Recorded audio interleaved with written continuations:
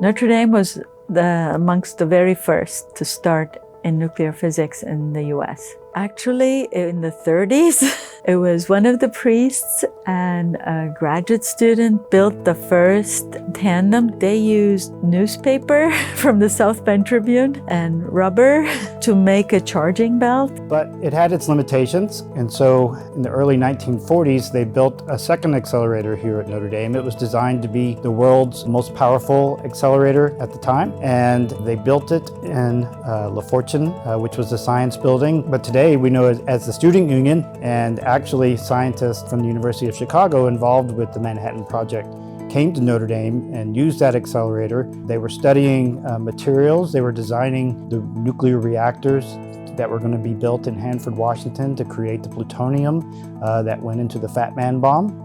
And it wasn't until the 1950s that the Atomic Energy Commission was established to study nuclei. And I believe that was the first grant that Notre Dame had was with the Atomic Energy Commission. The scientists here installed a much larger accelerator in about 1968. It was much more expensive, something on the order of a $2 million grant from the National Science Foundation. So the price of accelerators obviously increased drastically from $900 to $2 million approximately. That accelerator has been operating continuously since about 1970 or so. It still is being used by scientists in nuclear physics here at Notre Dame. It's still our most powerful machine that we have here. It's now joined by a couple of other accelerators. One is dedicated to nuclear astrophysics measurements called the 5U accelerator, and we also have the 9S accelerator, which is geared towards nuclear applications. And now I would say we are probably not only the best recognized, but the best place for nuclear astrophysics in the world. And training of students has allowed us to not only keep this facility going, but actually increase it enormously. I mean, we are now a facility, about 60 people work here day in, day out.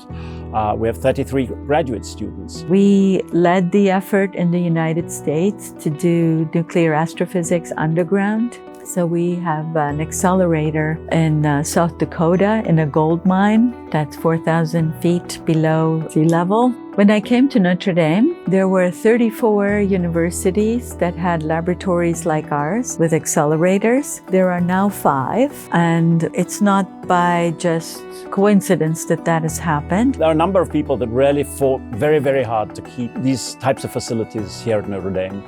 People like Jim Collada, Connie Brown, and then other colleagues came up with how do we position these laboratories in such a way that we can keep them going. We have identified science that we can do at Notre Dame that is outstanding, and we have really excelled in nuclear astrophysics. But we're also looking at what are the big problems of society. What we see now is there is an enormous disbelief between society and what science is bringing. What we have to do now, and what Notre Dame is really well placed at, is how do we train that next generation to communicate what we are doing, why it is important, and why it's worth trusting scientists. Why is science so important?